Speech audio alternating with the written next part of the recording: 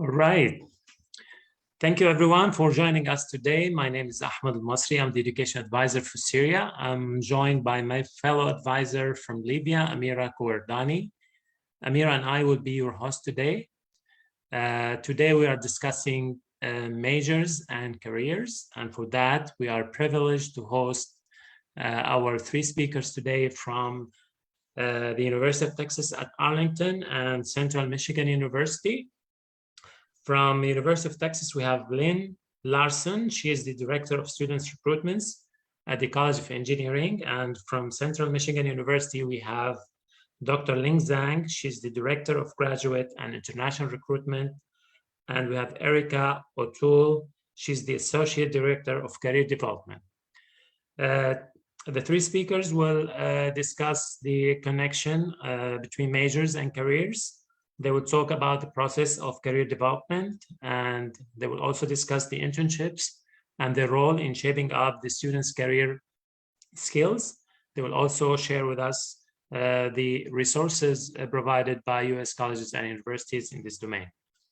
There will be time for question and answers at the end of the session. So for those who are joining us on Zoom, please feel free to write down your question in the chat box. And for those who are with us on Facebook, please use the comment section. I would like to remind everyone that this session is being recorded and we are live now on Facebook. So please keep your cameras and the mics off throughout the sessions.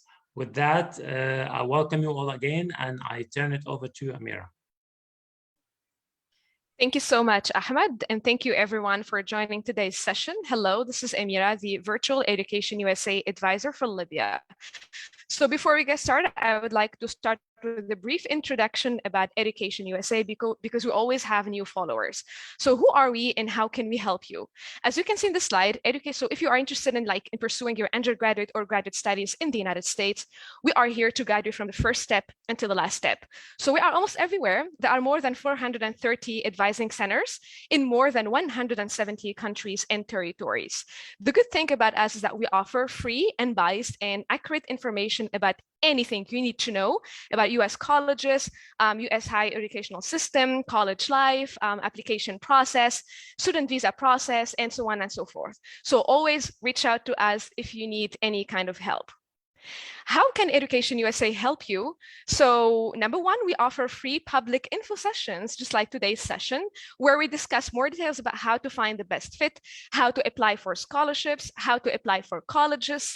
We have also sessions about the visa and so on and so forth. So also make sure to suggest any topics you have in your mind that you'd like to learn more about them.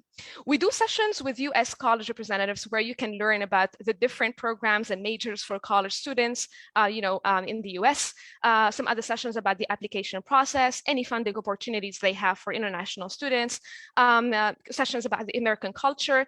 And we also host, alumni to share their experiences in the United States or any success stories they had. And that's an opportunity for you to interact with them and ask your questions. We also offer individual consultations, whether on Zoom or WhatsApp or in person. And this is a chance for students or even their parents to meet with the advisor, also to get their questions answered.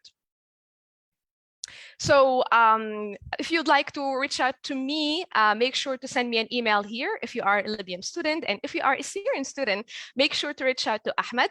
And if you are following us from a different country, make sure to reach out to the advisor of your country. It's very easy. Just go to the website of Education USA over here, so educationusa.state.gov, and you can here, explore the 5 steps to US study. You can find your advising center. Just type, for example, Education USA Egypt or Tunisia, and you will find the contact details of your advisor.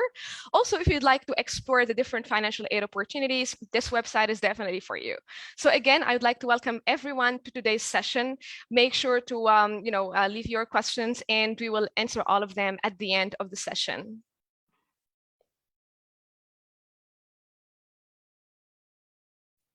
Well, since my picture's first, I'll introduce myself. Hi, everyone, and thank you so much, Education USA, for giving us this opportunity to meet with your students and your advisors to talk about majors and careers and how they all play together. My name is Lynn Larson. I'm Director of Student Recruitment in the College of Engineering at the University of Texas at Arlington. I've been in higher ed for 28 years, 22 of them working with international students at 4 different universities. Arlington's going to be my last one. This is where I'm going to retire from. But it's such a pleasure to be able to meet with you so that we can share our knowledge and our experiences with you this morning. And since it's being taped, you can always go back and look at it again. And I will now pass it on to my good colleague, Ling. Thank you, Ling. Hello, everyone. This is Ling Zhang. Excuse me. I just mentioned I was on vacation in the South, so it's kind of dry. But I'm the director for graduate and international recruitment here at Central Michigan University. So CMU is one of the public institutions in the state of Michigan. And hopefully many of you heard about Michigan. So I have experience in international recruitment and also international student service. So I'm currently also a DSO. And we are of course here to help if you guys have any questions about your career. And of course we understand coming to study you in the US is an investment, right? We want to make sure you get returning on your investment. And I think that's why this session is so important, because this could be a really good, super helpful tool to help you to get that returning on your investment. So join me today. We are very lucky to have an expert. Well, Lee and we're the expert in international admission. And of course, we can talk about Korea and OPT and all these wonderful things. But Erica, I will let her introduce herself. But we call her the expert at Central Michigan University for career development. Thank you, Ling. I appreciate it. I'm very honored to be here. I'm excited to join all of you. I am the Associate Director of Career Development at Central Michigan University, and I've been in higher ed now for almost 7 years within the Career Development Center. In my role, I've done various different things, including advising. Now I'm a little bit more in a management role and kind of developing that career development within the office. But as you'll hear in just a little bit of the services we offer, there's a lot of different things to support students here, from transitioning from that college career all the way up until that future career after graduation as well.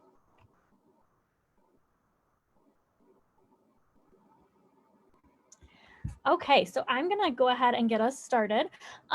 So when Ling kind of introduced this topic, I was really excited because we're always talking about how your major and your career really connect and how important it is to start career development early on.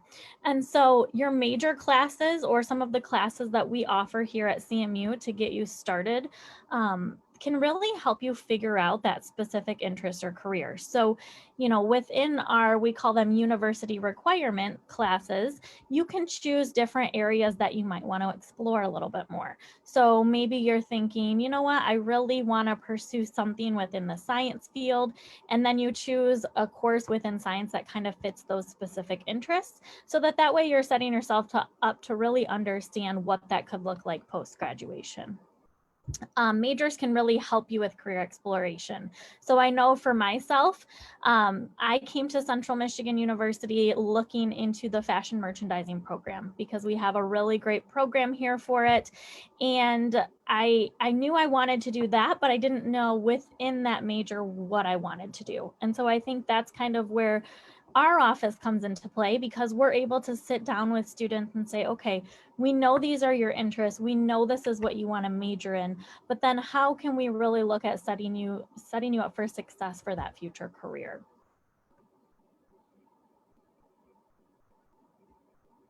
So if I can just comment here, it is really important to explore all kinds of different options. A lot of students come to college because they know they want to go to college, but they're not really sure what they want to do in college, and that's perfectly okay. That's why we let you explore all kinds of different things.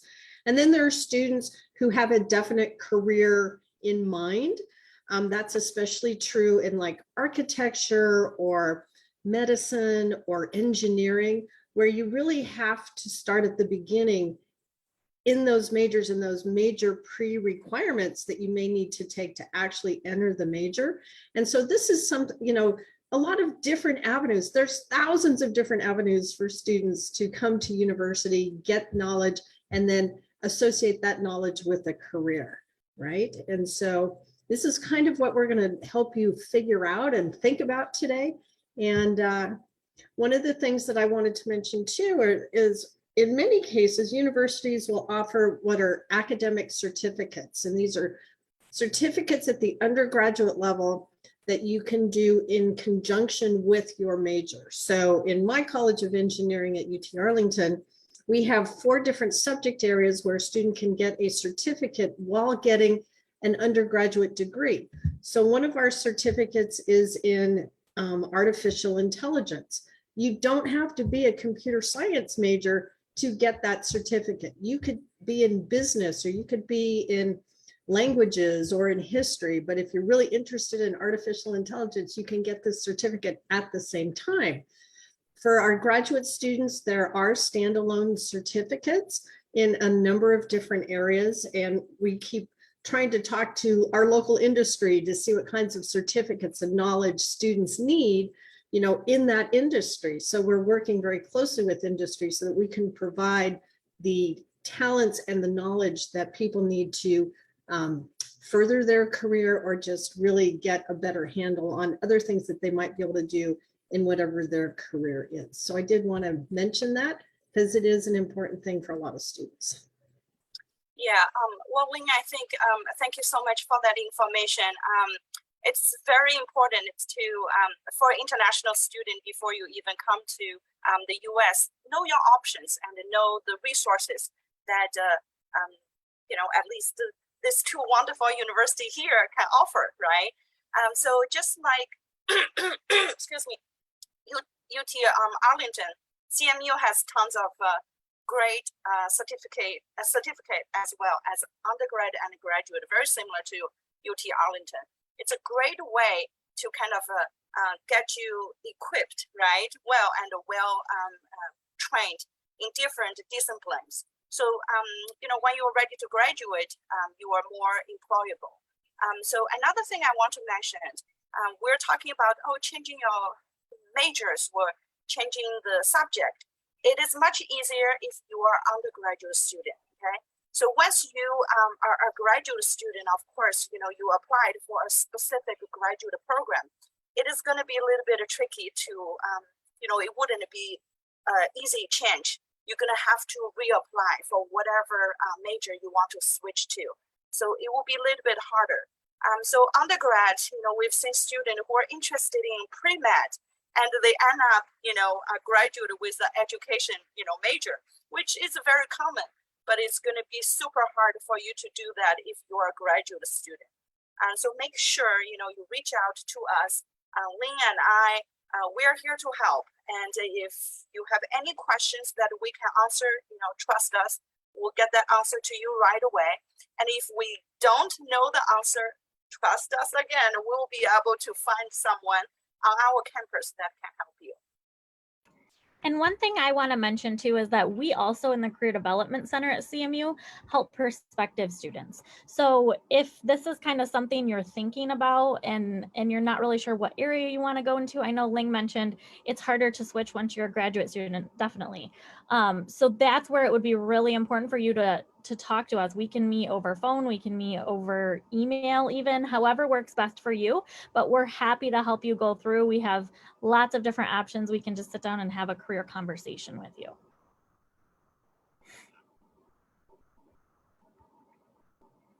So there's lots of different services within career development, career counseling, career services. They're all kind of called different things depending on the university. Lots of different services available to you. So the way that our specific Career Development Center is broken down, we have our employer relations side of the Career Development Center, and that's going to be more of the external facing. So those positions are going to work with employers in the community, employers across the US to employ our students. students. And so whether that be internships, which we will cover in a little bit, whether that be a full-time job, we bring them in for things like career fairs. We do different events. So, you know, it's very common that students feel kind of unsure of how to talk to an employer. And so we provide different things like etiquette dinners. So that's where you would actually come and sit down and have dinner with an employer and get to know that employer in a less formal setting as far as like a career fair. Career fairs are great as well, and we'll talk about those in just a few slides here, but those are going to be really focused on employers set up ready to hire students, whether they interview them after the fair, during the fair, or at some point in their career. But those are going to be a little more formal settings, and so we do like to have those events exterior to that as well. And then we also have the career development side of the house. So that's going to be more of the internal facing. We have lots of different services that we provide, whether that be to help you with the application process itself, whether it be just to have that career conversation, or helping you look for positions as well. So we're kind of here to help you the whole process. We encourage students, like I said, to come in anywhere from perspective, and then we help for the lifetime. So after students graduate, we're always here to help support them as well. So one of the things that we are able to offer our students, and I'm sure my colleagues also do, is inviting our alumni who graduated in a subject to talk about, this was my major. Let's say my major was electrical engineering, and this is what I do in my job as an electrical engineer, because there's all kinds of different areas for electrical engineers to go into, or computer scientists, or software engineers, or history majors, or architecture majors, or teaching majors. You know, you may have in your mind what you think that job is once you get that degree, but the reality may be totally different. And so we find it really helpful for students to come in and talk to the alumni when they are on campus and doing a presentation or hosting a lunch, or even, you know, a one-on-one, we call it speed dating, you know, where you spend like 3 minutes at each table just asking those really important questions. So those alumni relations are also super important. Lynn, you are definitely right. We, of course, utilized our alumni network quite a bit as well. We do Erica's office and sometimes the different colleges. They will be able to take a student to visit some of the great, you know, well-achieved alumni. So a lot of them are CEO or CFOs of different companies, right? So we will be able to take our student and go visit them. Then they get to know about that company. And of course, you know, when you are connected with CMU alum, and I'm sure with UT Arlington alum, they automatically have that connection, right? They have been in your shoes. They know what kind of training, what kind of preparation that you know, your school has done for you. So it will be much easier. So I think for sure alumni networking is very important, especially if you're looking for a job in the US.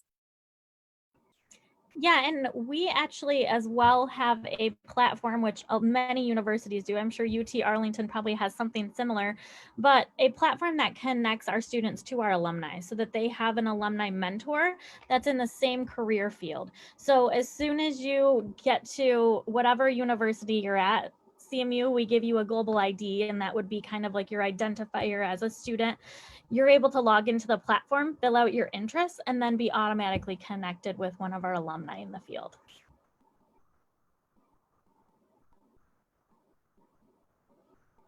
So as I mentioned, we have a lot of different resources. So on the career development side, just to break it down a little bit, some of the different appointment types that we offer, which is very common across many universities, the first one's going to be application materials. So if you need help with a resume, you know, resumes are different in every country.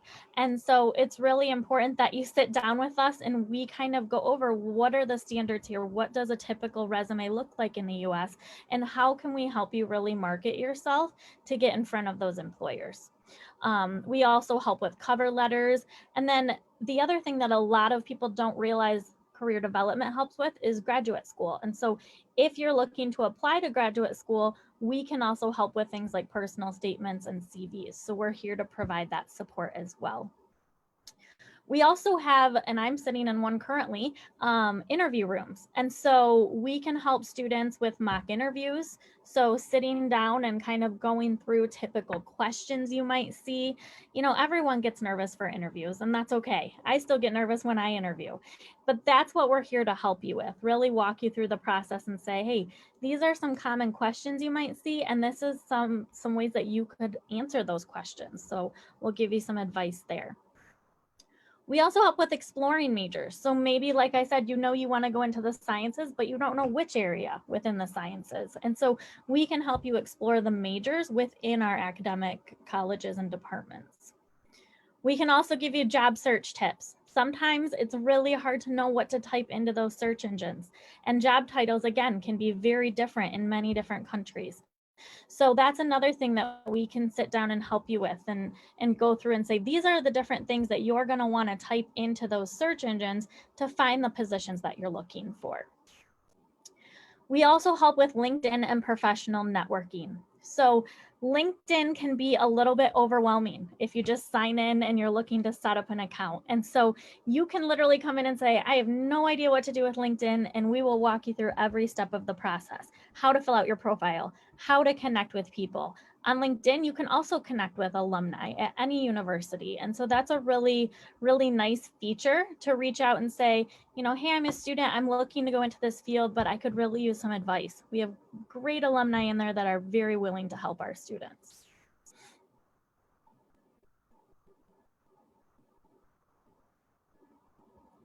Okay, so internships. I highly suggest students do internships. And we just did a Facebook Live last week, actually, with an international student that has now completed 2 internships in her graduate studies. And internships are such a great way to not only get your foot in the door and get that experience to put on your resume, but it can also help you decide if that's even a career you want to do, right? You don't really know if you want to do a career till you're actually doing it. So maybe you want to be a teacher, but you've never been in a classroom. Well, that can really help you. Kind of your student teaching is that way that can help you figure out, this is what I want to do, maybe not. So internships are a great way to do that. And you can do internships in lots of different areas. Maybe you're looking to go into business and you do an internship at multiple different companies to really explore those areas. It can also help you gain transferable skills. And so I think that that's something we really emphasize is employers want to see transferable skills. They're going to not necessarily assume that you have tons of experience, right? You're a student. And so you've been working hard on your studies and maybe haven't had the chance to get any of that real work experience. And so transferable skills are a great way to showcase what you have learned at different experiences throughout your college career. Like I said, it can always help build your resume. So we're always talking about resume builders, getting involved, but that's just one way to also help you add something to your resume. And then gaining soft skills. You know, a lot of times, again, there's different things in different countries with internships. And so when you get to those internships, being able to work on things like public speaking, teamwork, writing, lots of different skills that then you can gain not only for your resume, but also to talk about in interviews for different roles in the future as well. Right, and this is something that I really stress with our students is that you're going to learn the hard skills in the classroom, right? Or in the student organization that you're going to be in. But a lot of companies are also looking for those soft skills that maybe you're not going to learn in the classroom or in your student organization. And this is another reason why I always tell students to talk to employers as early as possible during those career fairs, so you can find out what kind of soft skills you may need to be prepared for to produce something. So an example, you know, I'm old school because I'm old, but I still send out materials to schools, right? So I was teaching my student workers how to address an envelope. how to put the return address on it. You know, where on the envelope does the address need to go? This isn't something that younger people are used to because everything's done electronically, right? But we still send out pennants and information and stickers to schools. And so teaching the students this kind of weird soft skill, and they're all like, oh my gosh, we had no idea this is how it was done. So it's just an example of something that, you know, is easy to teach, and it's something that they may need somewhere along the line. Yeah, well, thank you. I do that too, right? Sometimes you have to mail the stuff, and people's like, oh, how do I do that? But one thing I do want to kind of add or mention is for international student, it is really important to do internship correctly and legally. So make sure you reach out to your international student service office, and they will be the one, and they will be able to tell you how to apply for CPT or OPT. So CPT will allow you to do the internship while you're in the program, while you're a student, right? And the OPT, I'm sure that's what you guys heard all the time, will be this at least the 1 year full-time internship opportunity after you graduate. So regardless which one you're gonna do, you have to reach out to your international student service office and ask them to help you to register or apply.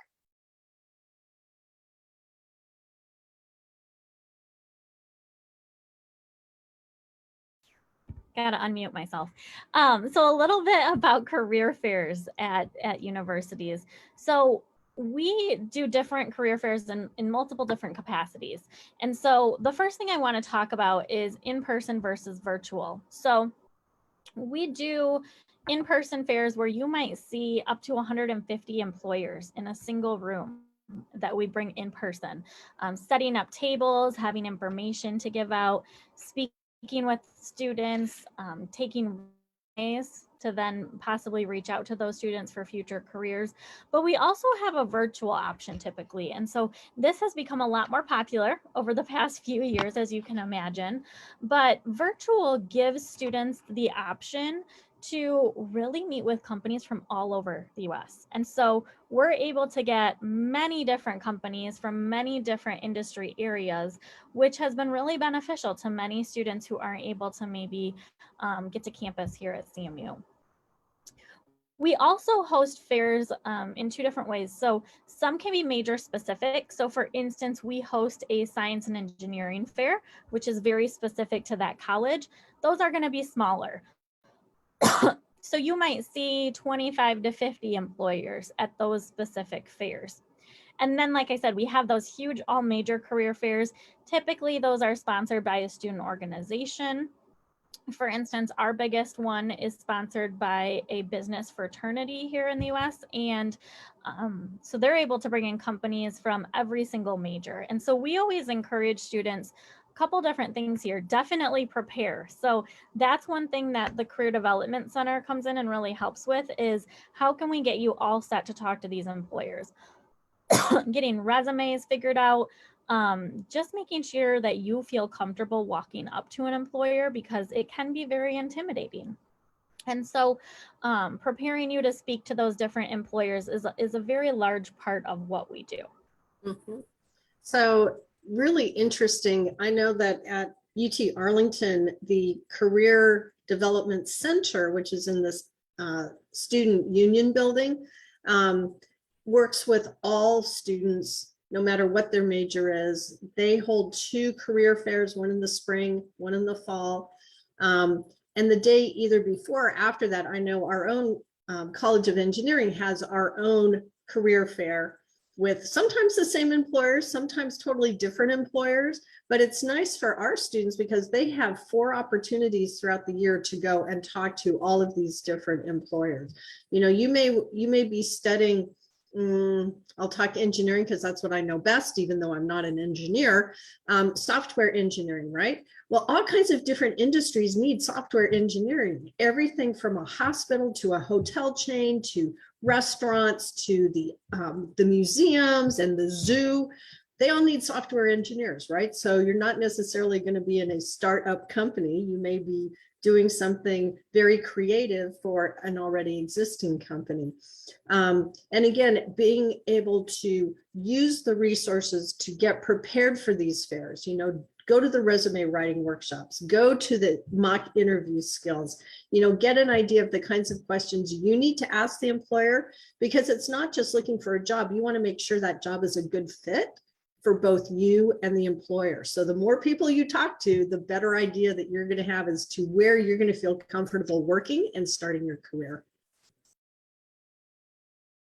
Yeah, well, one thing I want to add is a lot of the career fair, they call it career fair, but they do invite other schools or graduate school to attend.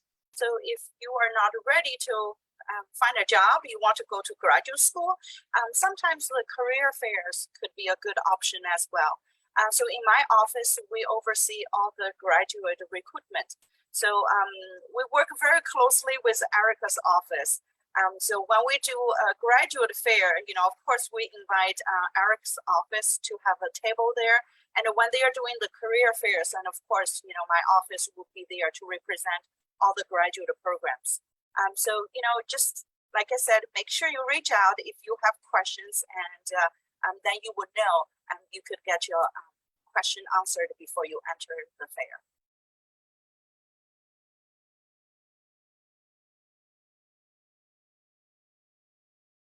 I think that's pretty much a wrap up from us. And here's all of our contact information.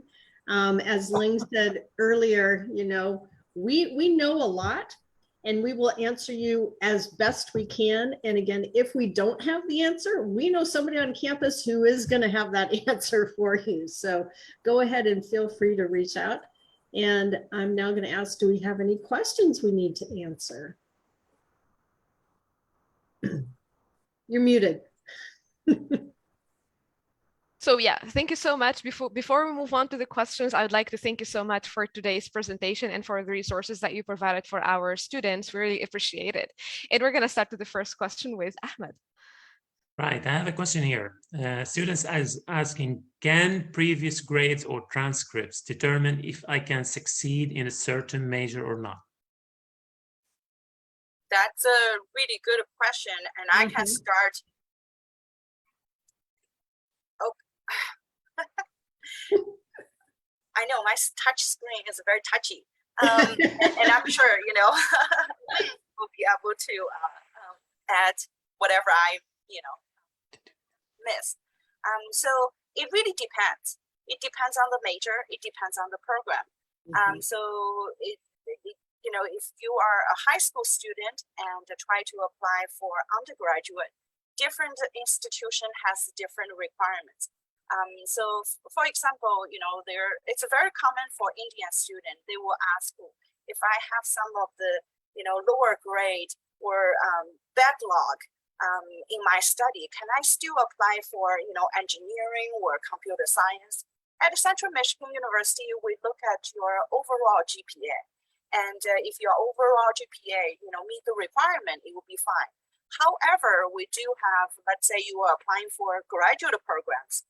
Some of our graduate program, not only they want to see an overall GPA of a certain GPA, they also want to see specific kind of, we call the prerequisite courses, right? If it's a statistic, they want to see whether you have those mathematic courses, and you have to get to a certain kind of GPA for you to be admitted. So I'll pass it to Lynn to see whether she has anything to add. Sure. So, you know, it really all depends. There are some studies that you can do with very little preparation, especially at the undergraduate level.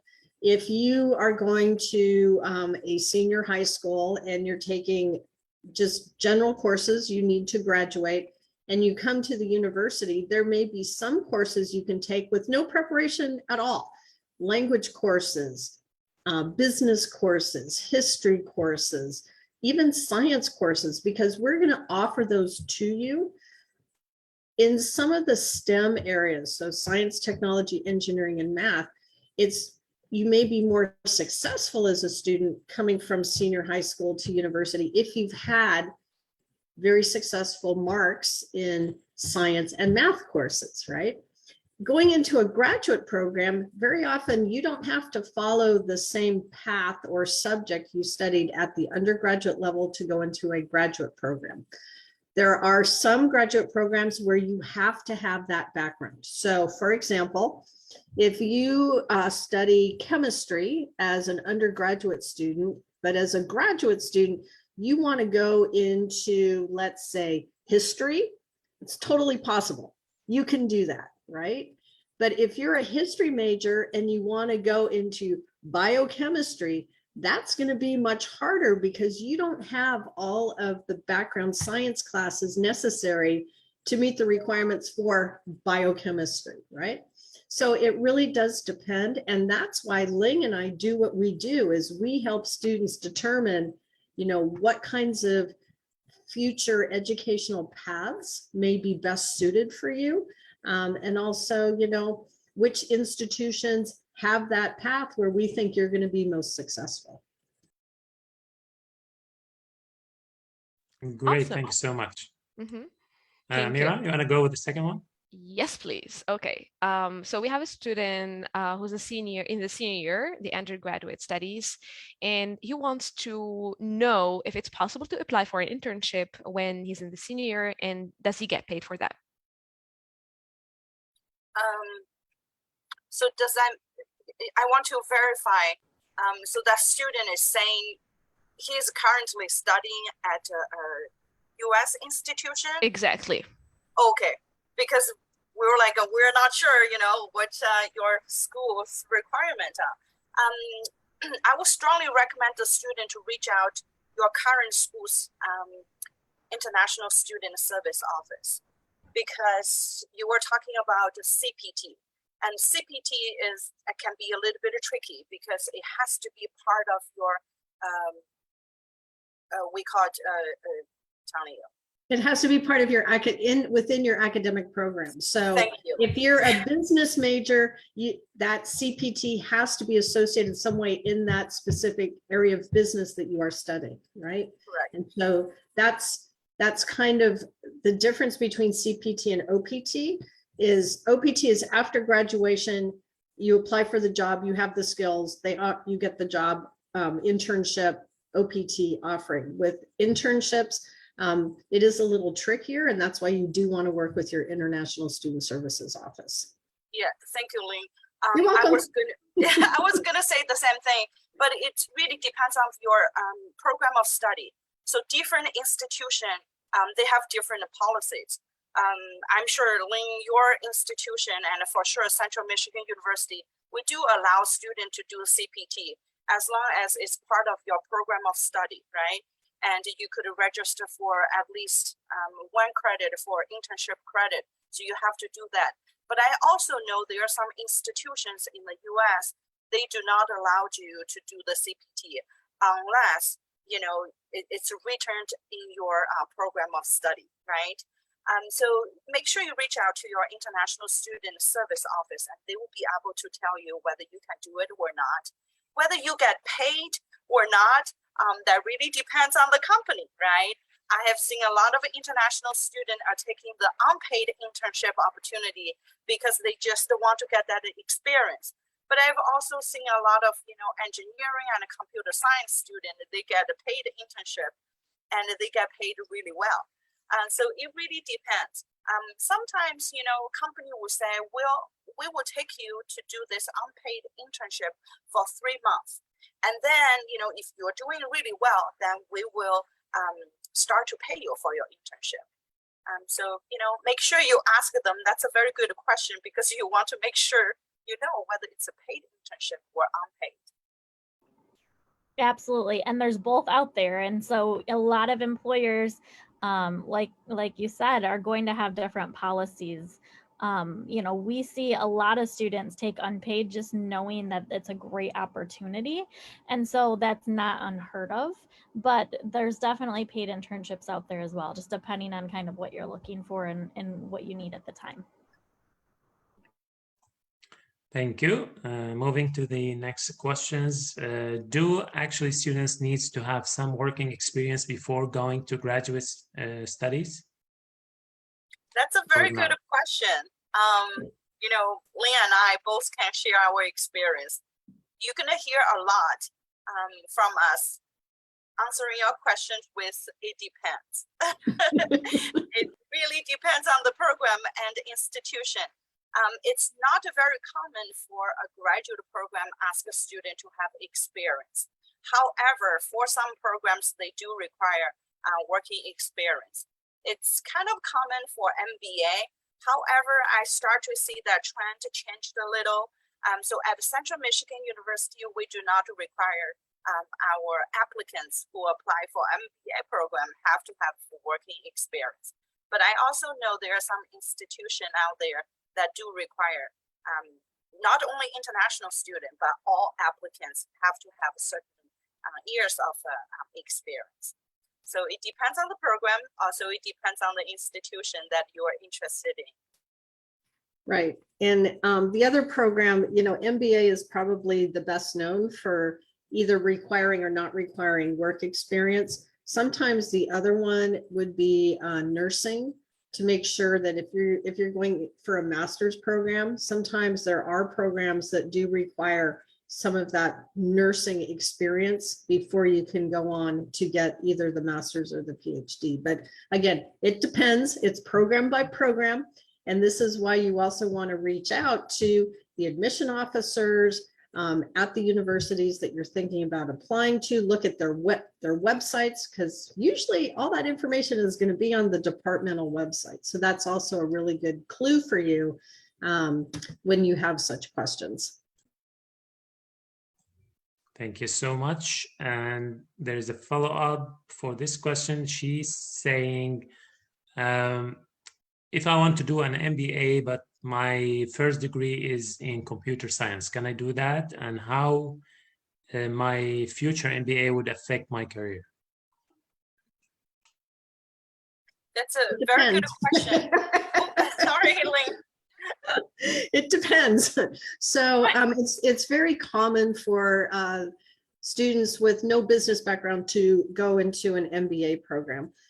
What usually happens is if you don't have any business in your undergraduate degree or maybe in a master's degree, there may be 3 or 4 classes that they will encourage you to take in the summer before you join the cohort, so that you do have that basic background before jumping directly into the MBA. And Ling, I yield the floor. Well, you did such a good job. I feel like I don't have to say anything. You know, Ling, you are definitely right. It is very common for students who have different undergraduate background to especially apply for MBA, because that program is it's really there to prepare students that can enter into business world and take the management role.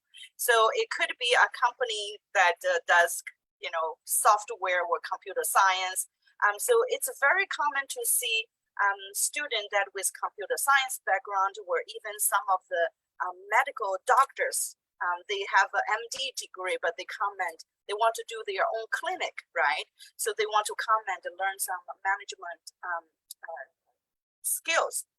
So to answer your question, it really depends on what you want to do in your future, right? If you want to be a good software developer, getting a MS in computer science probably will help you to land a job as a software developer. But if you want to kind of be a manager in those software company with your undergraduate background for computer science, I think MBA will be a better fit for you. Yeah, and I think you both kind of already covered what I was going to add as well. But as far as how it'll affect your career, it just kind of depends on where you're at in the stage of the career as well. So I guess I'm following up with an it depends as well. But I would say if you're already in a career and you're looking to move up within that career, an MBA can be a great option for you, but it can also help you move to another career. So I think there's multiple different angles you could take after getting that. All right, moving to the next question. So there are two questions that I'm going to merge together, and they're about scholarships. So the first student is a potential undergraduate student, and he wants to explore the financial aid or scholarship opportunities that you have at Central Michigan University and at UTA, 1. And 2, there is another student who has a degree in medicine, and she was wondering if there are any scholarship opportunities for international students who want to do residency in the US. Those are really good questions. I will start with the scholarship, then we can talk about second one. Second one will be a little bit trickier. So at Central Michigan University, as an undergraduate student, you are eligible to get a merit-based scholarship. It's just like its name, if you have a good GPA, you will be awarded a scholarship. You do not have to apply for the scholarship or submitted your SAT or ACT score. If you are admitted and if you meet the requirement, the GPA requirement, when you get admitted, you are not only getting the admission from Central Michigan University, you will also receive the scholarship.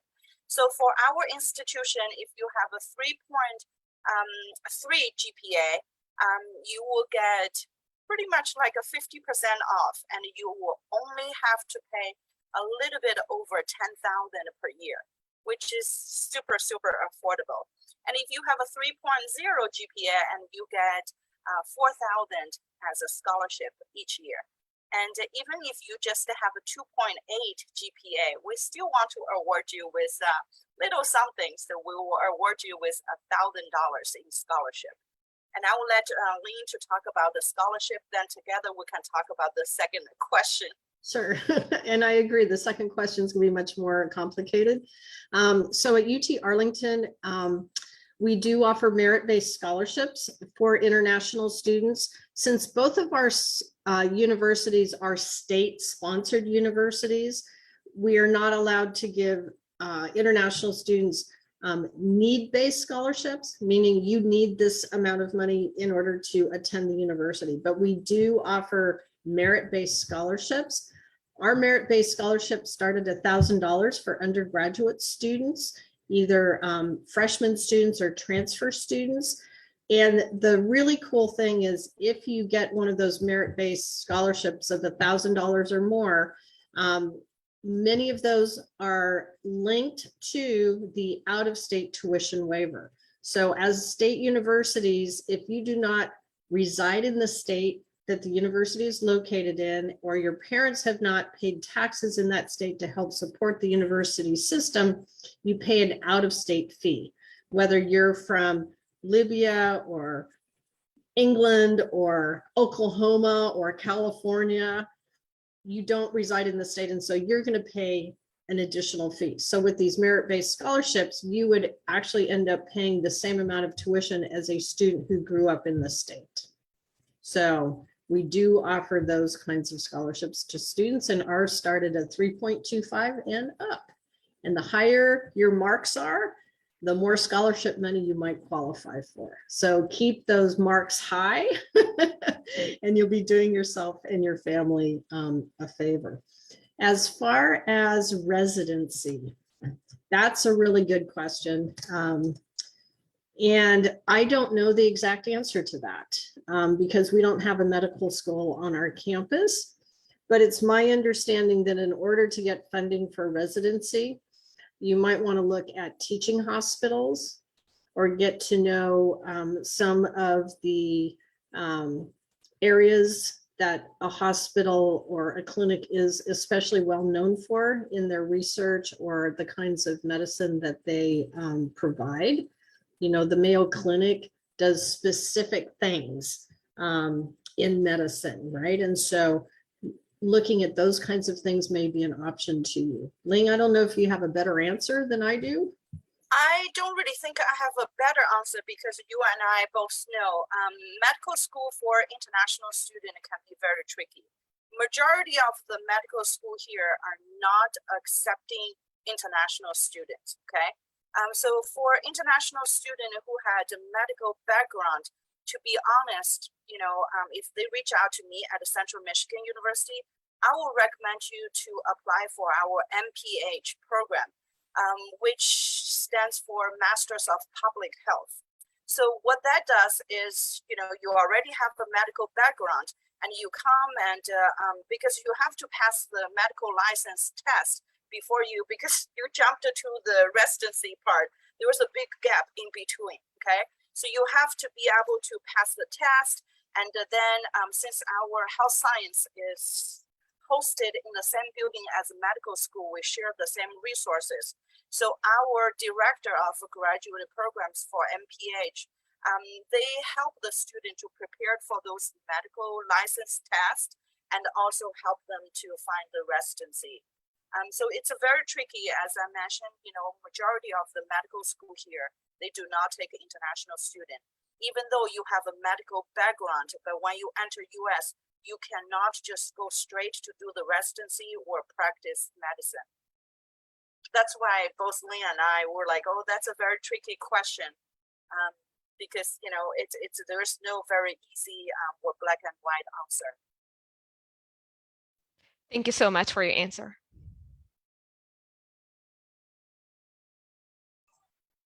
We have two more questions in the chat box here.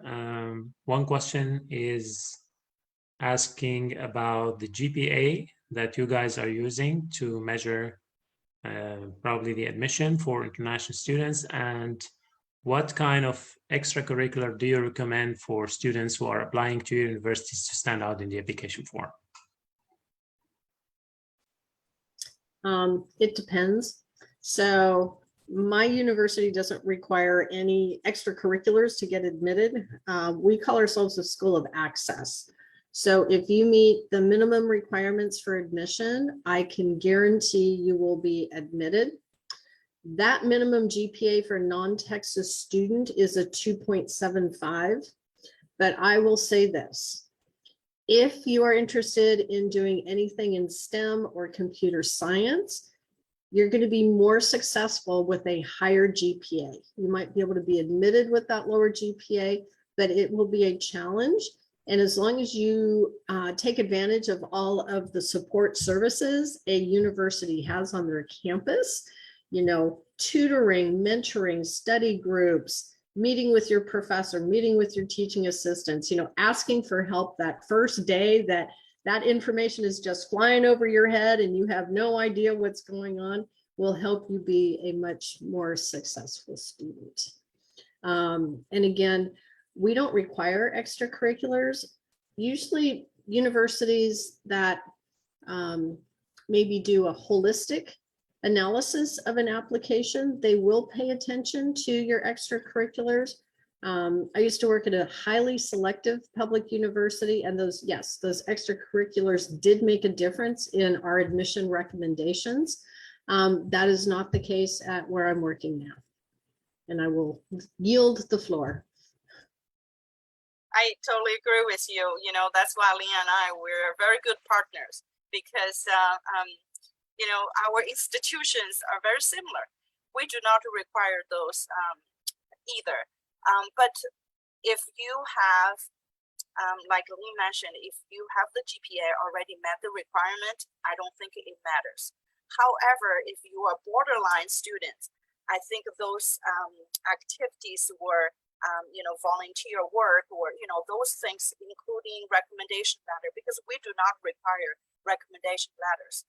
But if you are borderline student, those documents are going to make a difference. And I know you asked what scale of GPA do our institution use. It could vary from institution to institution. Both our school, I'm sure we have a team of processors. They are well trained, and they will be able to review your application, and they look at your grade, and they will be able to convert into the 4.0 GPA. And pretty much I can tell you, the better grade you get, it doesn't matter what scale you have in your country, the better GPA you're gonna have when we convert it. So like Lynn mentioned, keep up the good work and make sure you keep the marks, the grades, high. So yeah. All right, and we're gonna wrap it up with the last question that we have here in the Zoom. So a student is asking, what options do students who are interested in the environment have when it comes to their undergraduate studies? And how do their choices affect their potential career paths? Great question. So at my university, we have several different areas for students who are interested in the environment. We have a program in the College of Science on environmental studies, right? Where you can study general things in the environment. In our College of Architecture and Public Planning and Affairs, we have a new major in sustainable architecture. So building buildings using sustainable materials. You know, bamboo is a great example. Bamboo is a great, fast growing, it'll overtake any garden that you plant it in. It grows so fast and takes over everything, but it's a very sturdy building material, right? We also have environmental engineering within our civil engineering department.